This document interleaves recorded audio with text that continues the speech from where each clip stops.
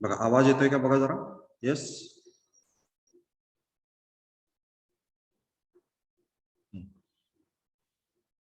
Okay fine. ठीक आहे. तर काल जे आपण बघितलं होतं डिप्रेशन इन फ्रीजिंग पॉइंट बघितला होता काल.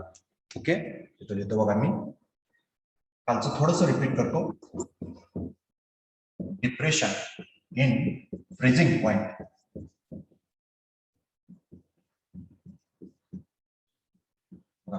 Depression in freezing point. Freezing म्हणजे माहित आहे गोठणे, पाण्याचं बर्फामध्ये रूपांतर होणे, कन्वर्ट होणे, त्याला म्हणायचं फ्रीजिंग पॉइंट. डिप्रेशन म्हणजेच डिक्रीज. त्याला काय म्हणणार? डिक्रीज. कालचं थोडंसं रिपीट करतो. तर काल आपण पहिल्यांदा सुरुवातीला एका फ्रीज मध्ये, हा फ्रीजच आहे असं लक्षात घ्या. This is nothing but what your fridge. हा तुमचा फ्रीज होता. ठीक आहे. या फ्रीज मध्ये आपण काय घेतलं? सॉल्व्हंट घेतलं. सॉल्व्हंट पहिल्यांदा म्हणजे पाणी घेतलं, प्युअर सॉल्व्हंट. बघा तुम्ही उन्हाळ्यामध्ये फ्रीज जर असेल, ठीक आहे, हा तुमचा फ्रीज आहे, तर फ्रीज मध्ये आपण काय करतो? पाणी ठेवतो, ते पिसेस ठेवतो. बघा एक ट्रे असतो, ट्रे. त्या ट्रे मध्ये पाणी भरतो आणि ठेवतो, बरोबर आहे. आणि त्याचं आईस तयार होत आहे, आईस क्यूब्स तयार होतात. लक्षात आलं? मग त्याचा काहीतरी फ्रीजिंग पॉइंट असणार आहे मित्रांनो. म्हणजेच ते प्युअर सॉल्व्हंटचं तुमचं जे आहे ते फ्रीज झालं. ठीक आहे. मग फ्रीज झालं म्हणजे कुठल्या पॉइंटला फ्रीज झालं, त्याचा एक फ्रीजिंग पॉइंट असणार आहे, फ्रीजिंग टेम्परेचर असणार आहे. ते टेम्परेचर आपण घेतलं. समजा फॉर एक्झाम्पल मी घ्यायला लागलोय 4 डिग्री सेल्सिअस फॉर एक्झाम्पल. ठीक आहे. इथं तुमचं लिक्विड म्हणजे जे वॉटर होतं, तुम्ही त्या ट्रे मध्ये वॉटर घेतला, त्या वॉटरचं जे कन्व्हर्जन आहे, त्या वॉटरचं कन्व्हर्जन आईस क्यूब्स मध्ये झालं, म्हणजेच फ्रीज झालं. मग ते 4 डिग्री सेल्सिअसला झालं. हा पहिला पार्ट होता. आणि नंतर मग आपण फ्रीज मध्ये आईस्क्रीम ठेवलं. काय ठेवलं मित्रांनो? आईस्क्रीम. आता हा प्युअर सॉल्व्हंट झाला. हे वॉटर आहे तुमचं इथं, हे वॉटर आहे. पाहिजे तर इथं लिहितो बघा मी, दिस वन. हे वॉटर लिहितो इथं. हे वॉटर होतं. वॉटर म्हणजे सॉल्व्हंट झालं. आणि हे झालं आईस्क्रीम म्हणजे काय झालं? सोल्युशन झालं मित्रांनो. काय झालं? सोल्युशन. तर तुम्हाला क्वेश्चन विचारला होता की ह्याचा जो फ्रीजिंग पॉइंट आहे 4 डिग्री सेल्सिअस आहे, मग ह्याचा फ्रीजिंग पॉइंट काय असेल? आईस्क्रीम. आता आईस्क्रीम मध्ये माहित आहे तुम्हाला, आईस्क्रीम आलं म्हणजे त्याच्यामध्ये वॉटर आलं, मिल्क आलं, ठीक आहे, नंतर बदाम, पिस्ता, ठीक आहे, अक्रोड, ठीक आहे, अशा अंजीर, पायनॅपल, काय काय नाना प्रकारचे तुमचे आईस्क्रीम असतात माहिती आहे ना. तुम्ही विचारता की व्हॅनिलाचा आईस्क्रीम आहे का, पिस्ता आहे का, मँगो आहे. आता आणि मँगोचे दिवस आले आता समोर. आता अजून थोड्या वेळानं सुरुवात होईल. मँगो माहितच आहे तुम्हाला, लक्षात आलं? ठीक आहे. तर ते आईस्क्रीम आहे म्हणजे सगळं मिक्सर आहे. मिक्सर आहे म्हणजे सोल्युशन झालं, बरोबर आहे. सोल्युशन झालं. आता ह्याला आपण काय करणार आहे? फ्रीज मध्ये ठेवणार आहे. ह्याला फ्रीज मध्ये ठेवला की ह्याचा जो तुमचा फ्रीजिंग पॉइंट आहे तो 4 डिग्री सेल्सिअस पेक्षा काय असणार आहे? कमी असणार आहे. तुम्ही सर्वांनी मला सांगितलं होतं. कमी म्हणजे फॉर एक्झाम्पल मी लिहितो 0 डिग्री सेल्सिअस. का सांगा? कारण आईस्क्रीम ऑलरेडी ते फ्रीज असतं आणि त्याला परत फ्रीज मध्ये ठेवलं तर अजून फ्रीजिंग पॉइंट तुमचा कमी होणार आहे. म्हणजे थोडक्यात solution, ice cream is the solution, water is the solvent and ice cream is the solution. तर आईस्क्रीम परत त्या फ्रीज मध्ये ठेवलं तर अजून गोठणार, लवकर गोठणार. ह्याचं जर 4 डिग्री सेल्सिअस फ्रीजिंग टेम्परेचर मिळालं तर ह्याचं 0 डिग्री सेल्सिअस म्हणजे कमी होणार. ह्याला म्हणतात फरक. डिप्रेशन म्हणजेच decrease in freezing point. Solvent पेक्षा सोल्युशन मध्ये तुम्हाला फ्रीजिंग पॉइंट काय मिळाला? कमी मिळाला. लक्षात आलं? आणि त्यानुसार तुम्हाला डेल्टा टीएफ जो तुम्हाला फायनली आन्सर मिळालं ते तुम्हाला असं मिळालं, that is TF of 0 minus TF of solution. म्हणजेच हे freezing point temperature of solvent आहे minus freezing point temperature of solution आहे. असं तुम्हाला इक्वेशन मिळालं. याला आपण काल बघितलं होतं. लक्षात आलं? हा तुमचा कालचा पार्ट होता. चालेल? ठीक आहे. आता नेक्स्ट पार्ट जो घेणार आहे तो ऑस्मोटिक प्रेशर घेऊया. हे जस्ट थीम सांगितली तुम्हाला. चला आता पुढचा पार्ट लिहून घ्या. Osmotic pressure. राईट डाऊन वरती टायटल द्या. वरती टायटल द्या ऑस्मोटिक प्रेशर. शेवटचा पार्ट ह्यातला त्याच्या पुढे वन टाइम फॅक्टर आहे पण टेम्परेचर घेत नाही तो. ठीक आहे, ऑस्मोटिक प्रेशर लिहितो बघा इथं.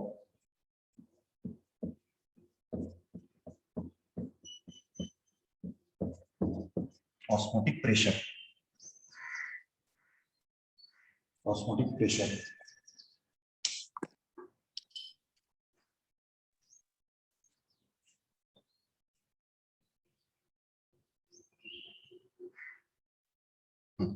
त्याच्यामध्ये पहिला पॉइंट लिहा semi permeable membrane.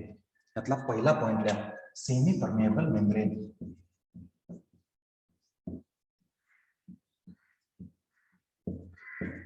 Semi permeable membrane, write down.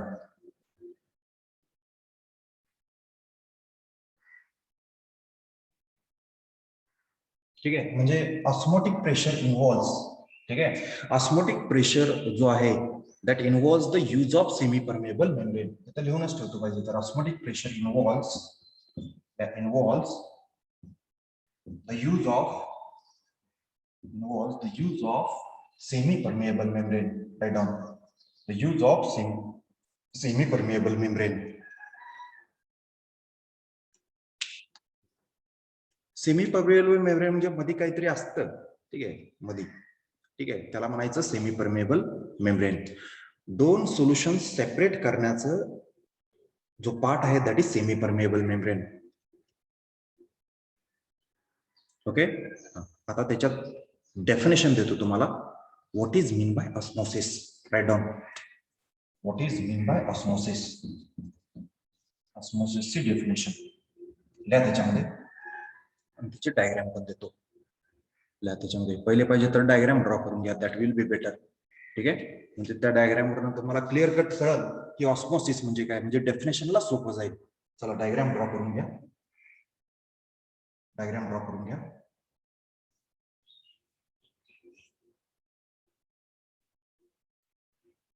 असे दोन कंपार्टमेंट तयार करा लाईक दिस. इथं एक आणि इथं एक, आणि मध्ये तुमचा हा सेमी परमिएबल मेम्ब्रेन आहे बघा हा. ठीक आहे, इकडे तुमचा सॉल्व्हंट आहे मित्रांनो आणि इकडे तुमचं आहे सोल्युशन. ठीक आहे, आणि हा तुमचा नेट फ्लो आहे असा. नेट फ्लो ऑफ सॉल्व्हंट इथे लिहितो बघा, नेट फ्लो ऑफ सॉल्व्हंट. ठीक आहे, डॉटेड मध्ये दाखवा. हे तुमचं सॉल्व्हंट आहे असं कळतंय. ठीक आहे, आणि हे सोल्युशन दाखवा डॉटेड मध्येच दाखवा असं. Draw the diagram.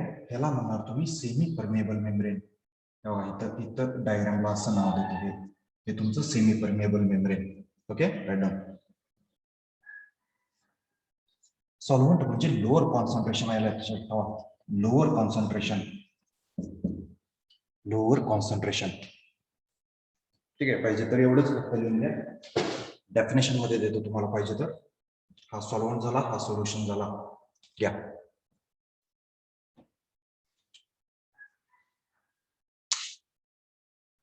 आणि ऑस्मोसिसची डेफिनेशन देतो. डायग्राम ड्रॉ करून घ्या.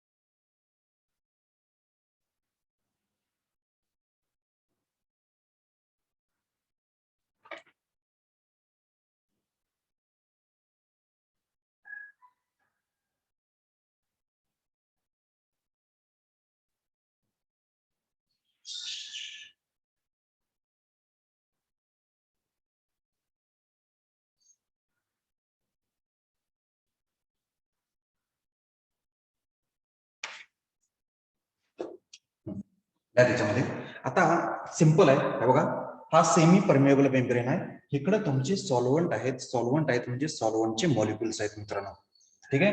आणि इकडे तुमचं सोल्युशन आहे. आता सॉल्व्हंट आणि सोल्युशन मधला मी काही फरक जास्त सांगत नाही, तुम्हाला सांगितलंय.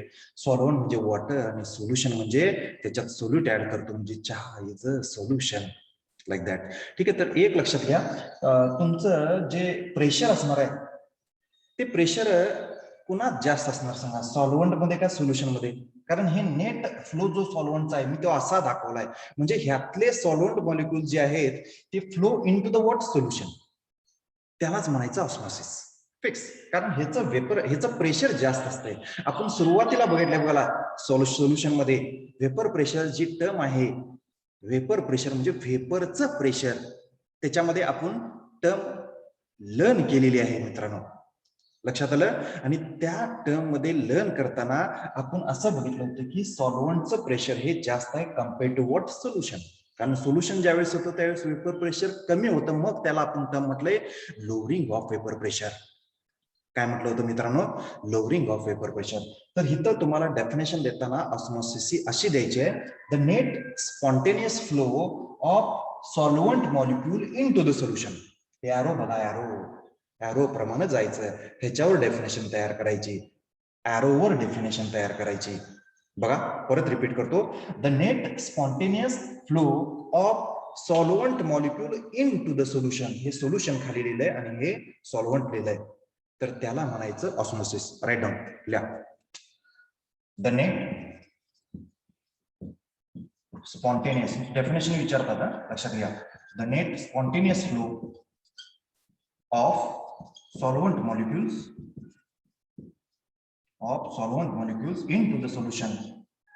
into the solution called osmosis. मी इतकंच लिहितो, तुम्ही called osmosis लिहिला तरी चालेल, ठीक आहे. थोडक्यात दुसऱ्या तऱ्हेनं असं सुद्धा म्हणू शकता, ह्याचं कॉन्सन्ट्रेशन जे आहे ते लोअर कॉन्सन्ट्रेशन असतं.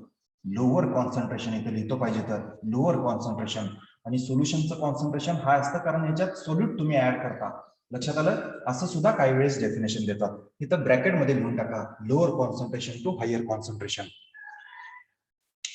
म्हटला तरी चालेल.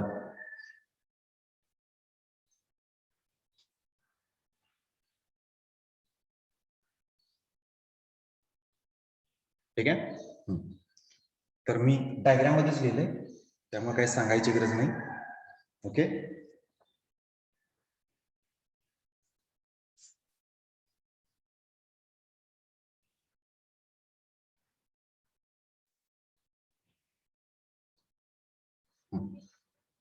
आता ह्याचा एक एक्सपेरिमेंट आहे, तो एक्सपेरिमेंट आपल्याला घ्यायचा आहे. बघा झालं का सर्वांचं? हे झालं डायग्राम आणि तुमचं definition. Define osmosis, IMP question आहे, डिफाइन ऑस्मॉसिस.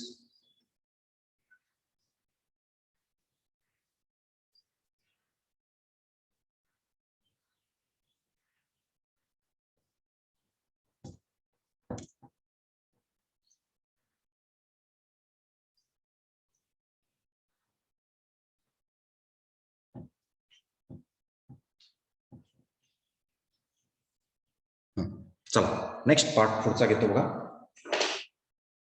एक एक्सपेरिमेंट आहे, तो एक्सपेरिमेंट घेतो बघा, डिलीट करतो बघा त्याला. तर त्याची एक डायग्राम आहे, ती डायग्राम पहिले ड्रॉ करून घ्या. सोपं आहे एकदम, काय अवघड नाही आहे. फ्लो तेवढा बघायचा, कुठून कुठं सपलं, आणि एक इक्वेशन आहे.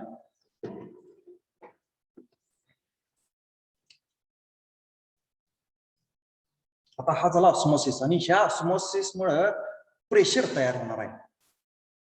बघा दोन गोष्टी, एक ऑस्मोसिस हा फिनॉमिना झाला म्हणजे सॉल्व्हंट मॉलिक्यूल तुमचे सोल्युशन मध्ये गेले. आता सोल्युशन मध्ये गेल्यावर तिथं काहीतरी होणार ना, वाढले की ते प्रेशर वाढतंय, मग असं आहे. मग त्याच्यामध्ये ऑस्मोटिक प्रेशर टर्म आली. चालेल, तर डायग्राम ड्रॉ करून घ्या. चला बघा, मी इकडे ड्रॉ करतो. एक बीकर आहे लाईक दिस. या बीकर मध्ये वॉटर घ्या मित्रांनो.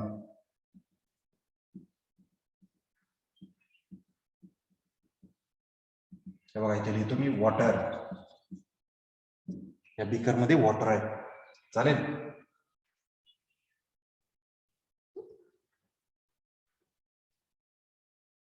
एक थिसल ट्यूब घ्यायची आहे, लाईक दिस.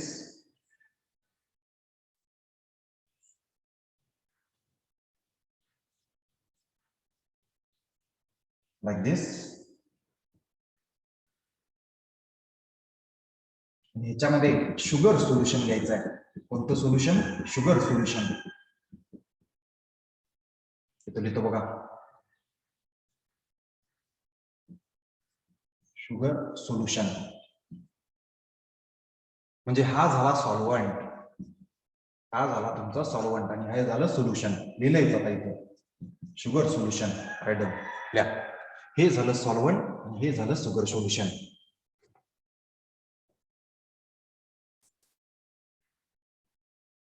आणि हा सेमी परमेबल मेम्ब्रेन जो आहे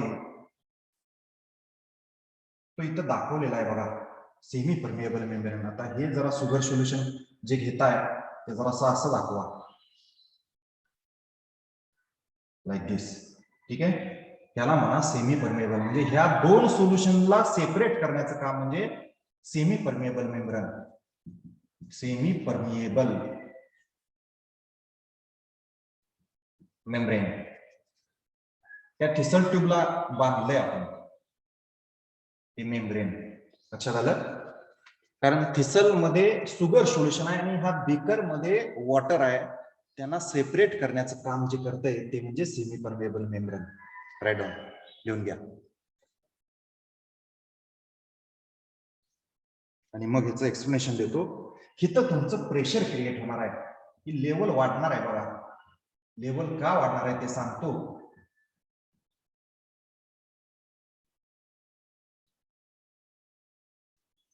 इथल्या हायड्रोस्टॅटिक प्रेशर.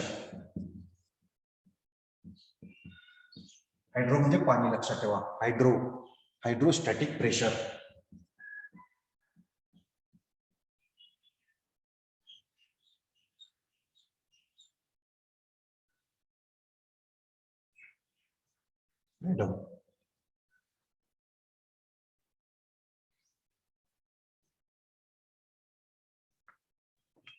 ठीक आहे. तर त्या थिसल ट्यूबला आहे ना, थिसल ट्यूबला आपण सेमी परमेबल मेम्ब्रेननं बांधायचं आहे. बरोबर आहे, बांधायचं आहे. चालेल.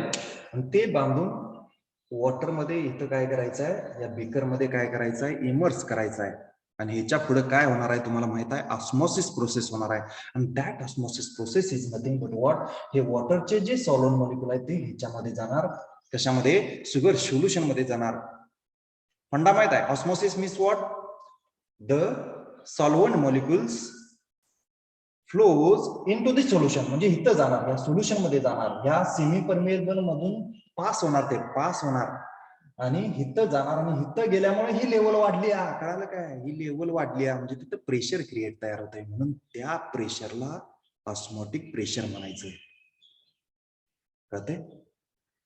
कळालं आता? ऑस्मोसिस प्रोसेस मुळे ऑस्मोटिक प्रेशर. कळते? ऑस्मोसिस म्हणजे काय की नुसता फ्लो दाखवायचा. सॉल्व्हंट मधून सोल्युशन मध्ये गेलं. कशात गेलं मित्रांनो? सॉल्व्हंट मधून सोल्युशन मध्ये तुमचे मॉलिक्युल्स, सॉल्व्हंटचे मॉलिक्युल्स कशात गेले? सोल्युशन मध्ये गेले. त्याला म्हणायचं ऑस्मोसिस. आणि त्याच्यामुळे जे प्रेशर क्रिएट झालंय, ते प्रेशर क्रिएट झालं कशावरून ओळखलं? आता ह्यातलं वॉटर म्हणजे प्युअर सॉल्व्हंट मॉलिक्युल जर तुमचे ह्या सोल्युशन मध्ये गेले तर, ह्या सोल्युशन मध्ये गेलं तर त्याची हाईट वाढणार ना. कळणार ना तुम्हाला ही हाईट वाढली. यस सर, ते वॉटर ट्यूब मध्ये जे दाखवलंय ते जादाचं वॉटर, हे हे हे हे हे हे हायड्रोस्टॅटिक प्रेशर. ह्याच्यामुळे कळणार की तिथं प्रेशर क्रिएट झालं. काय झालं? प्रेशर क्रिएट झालं.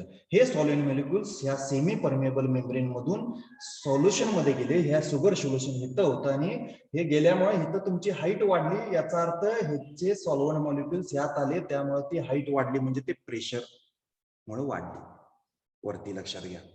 असं एक ठराविक काळापर्यंत असतं. ठीक आहे. म्हणजे एकदमच नाहीतर बनणार बाहेर येईल काय नाही. ठीक आहे. परत रिव्हर्स ऑस्मोसिस प्रेशर होते. लक्षात घ्या. ठीक आहे. रिव्हर्स ऑस्मोसिस पण ह्याच्या पुढचा पार्ट आहे.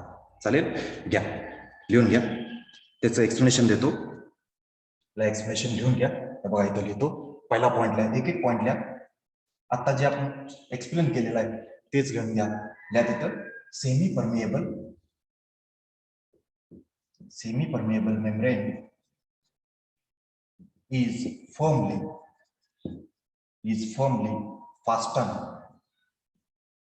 म्हणजे बांधणे across mouth of thistle tube.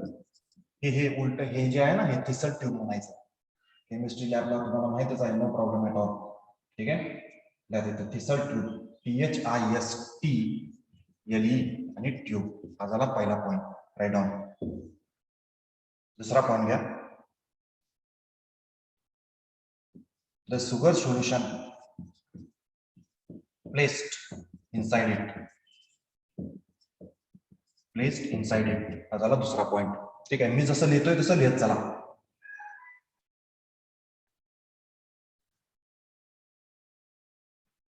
नंतर घ्या this part of tube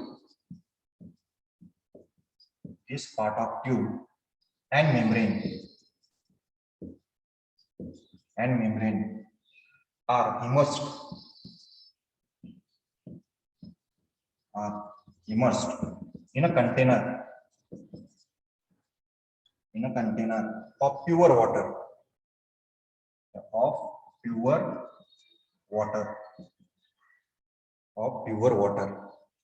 Right on. चौथा पॉइंट बघा, हे तुमची सगळी अरेंजमेंट झाली. आता रिझल्ट घ्यायचा आहे. As a result, sum of solvent passes. Solvent passes, underline करा त्याला. Solvent passes through membrane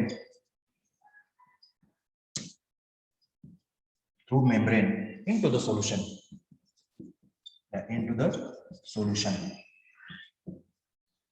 हे स्टेटमेंट महत्वाचं आहे. It causes liquid level to rise. हे काय करतं, हे लिक्विड लेवल वाढवतो. डायग्राम मध्ये दाखवलंय liquid level in tube to rise.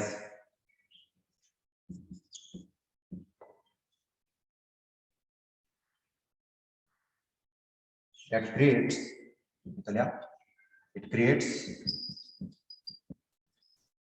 hydrostatic pressure.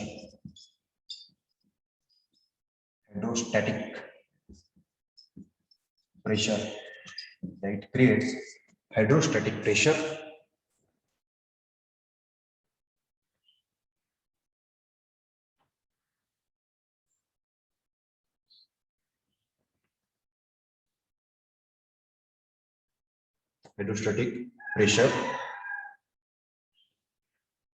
called osmotic pressure म्हणा. ठीक आहे, हे तुम्हाला हायड्रोस्टॅटिक प्रेशर तयार करतं. विच पाहिजे तर लिहा, विच स्टॉप्स ऑस्मॉसिस. इथं लिहा विच स्टॉप्स. ठीक आहे, किंवा नंतर लिहून घ्या तो पार्ट विच स्टॉप्स वाला. ठीक आहे, which create hydrostatic pressure called osmotic pressure.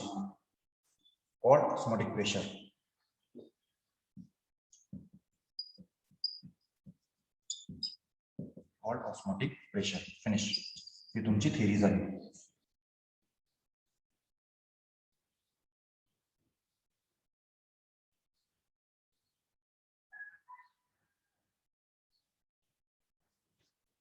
या स्टेजला तुमचं ऑस्मोसिस स्टॉप होतो.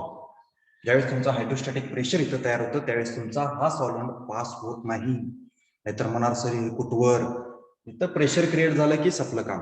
तुमचा ऑस्मोटिक प्रेशर हायेस्ट पॉइंट आला म्हणजे ऑस्मोटिक प्रेशर क्लिअर झाल्यामुळे ऑस्मोसिस प्रोसेस थांबते, म्हणजे सॉल्व्हंट मॉलिक्युल्स नंतर पुढे जात नाहीत. ओके, राईट डाऊन लिहा.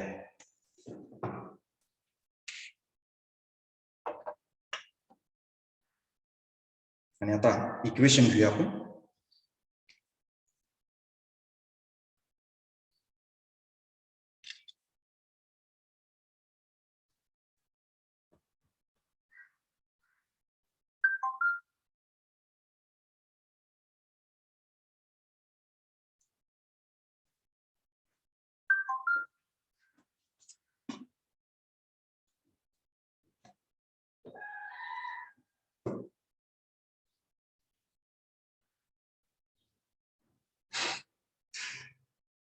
झालं का बघा. त्याच्या पुढचा पार्ट जो आहे तो इक्वेशनचा घेऊया. करतो बघा डिलीट. झालंच असेल सर्वांचं.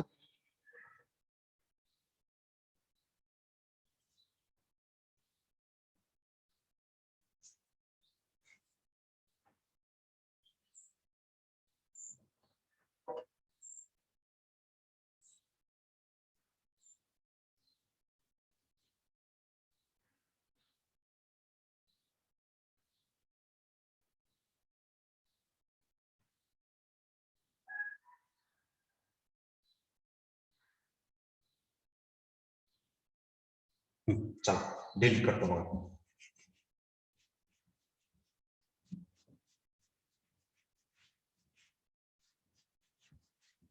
आता टायटल द्या, थोडं वरती टायटल द्या.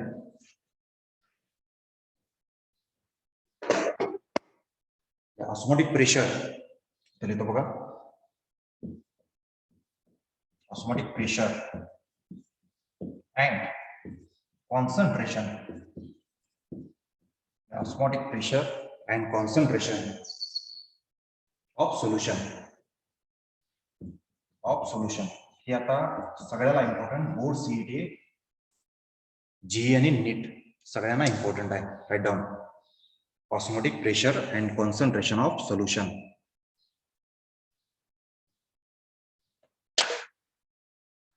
त्याच्यामध्ये लिहून घ्या. असे 2 पार्ट मी जरा तयार करतो. ठीक आहे.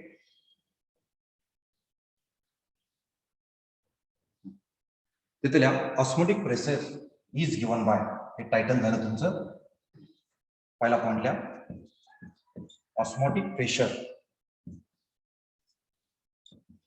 इज, इक्वेशन लिहितो बघा, पाय इज इक्वल टू, पाय इज इक्वल टू, पहिले लिहितो MRT लिहितो. MRT. हे M म्हणजे मोलॅरिटी आहे मित्रांनो. काय मोलॅरिटी. M for molarity. किंवा कधी कधी CRT सुद्धा लिहितात. सी सुद्धा लिहितात कधी कधी. लक्षात ठेवा. This pi is nothing but what osmotic pressure. तुम्हाला ऑस्मोटिक प्रेशर जर दाखवायचं असेल तर symbolically that is equal to nothing but pi. आणि पाय इक्वल टू इथं काय लिहिणार MRT लिहिणार आहे. M म्हणजे तुमचं जे आहे, M म्हणजे तुमचं मोलॅरिटी आहे.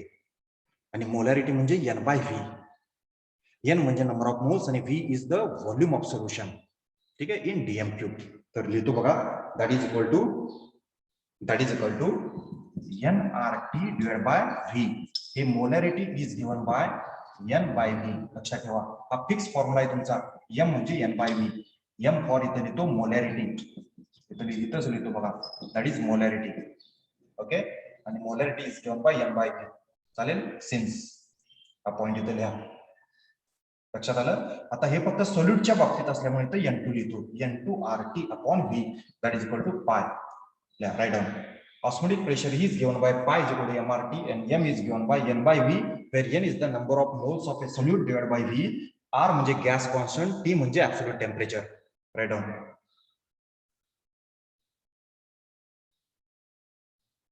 इथे लिहितो बघा where, बघा इथे थोडीशी जागा आहे, लिहितो where V is equal to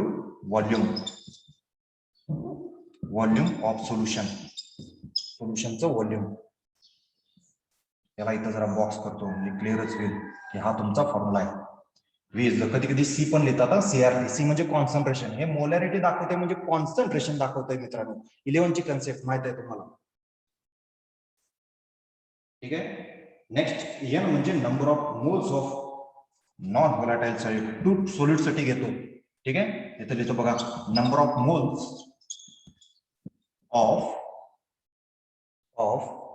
solute. लिहितो बघा non volatile solute. Non-volatile solute. Number of moles of non-volatile solute. Okay.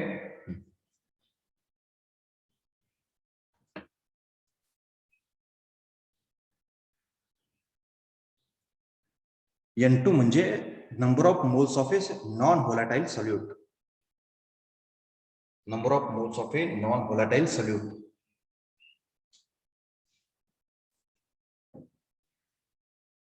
घ्या. Number of moles of a non volatile solute.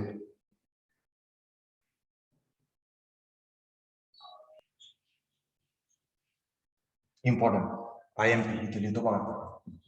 IMP board CET GE NEET. ठीक आहे. आता ह्याच्यावर आपण molar mass of the solute पण काढूया. जसं आपण मागच्या वेळेस freezing point, depression in freezing point, then elevation in boiling point, ह्याच्यावरनं जसं molar mass of the solute find out केलं तसं फाइंड आउट करून घेऊया. आता N2 ला मी रिप्लेस करतो बघा. N2 ला रिप्लेस करायचं तर N म्हणजे W/M हे तुम्हाला माहित आहे. तर इथे लिहितो बघा pi is equal to N is equal to W/M. म्हणजे W/M पहिले लिहितो बरं का. जरासं बोर्ड लक्ष द्या. वेट, जरासं लक्ष द्या बोर्डकडे. ठीक आहे, एक लक्ष द्या. तर N म्हणजे नंबर ऑफ मोल्स आहे. नंबर ऑफ मोल्स म्हणजे W/M. तर W जो आहे तो सोल्यूट साठी आहे. म्हणजे इथं 2 लिहितो, इथं 2 लिहितो, म्हणजे N गायब झाला. पुढचा R आणि T इथं तसाच लिहिला आणि हे तुमचं V जे आहे ते तसंच लिहिलं. Pi is equal to W2RT divide by M2V. Right down लिहा.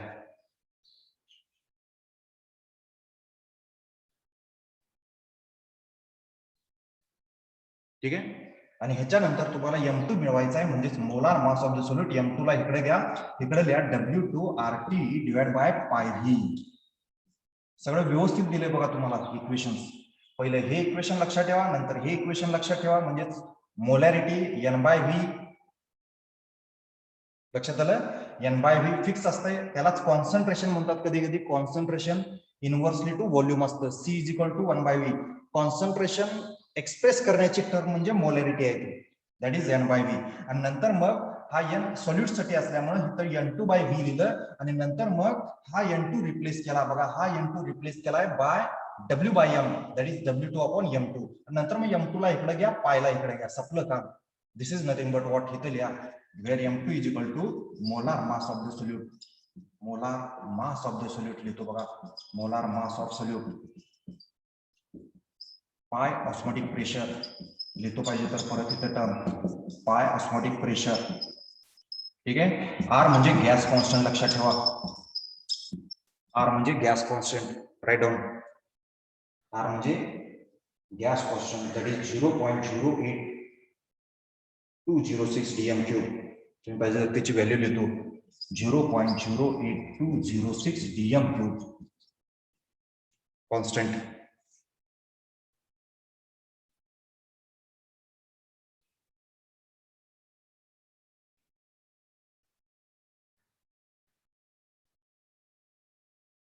त्याचं युनिट जे आहे ते युनिट फक्त DM³ नसून पुढे लिहितो बघा DM³ atmosphere kelvin raise to -1 मोल रेज टू -1 हे त्याचं युनिट आहे. R चं युनिट.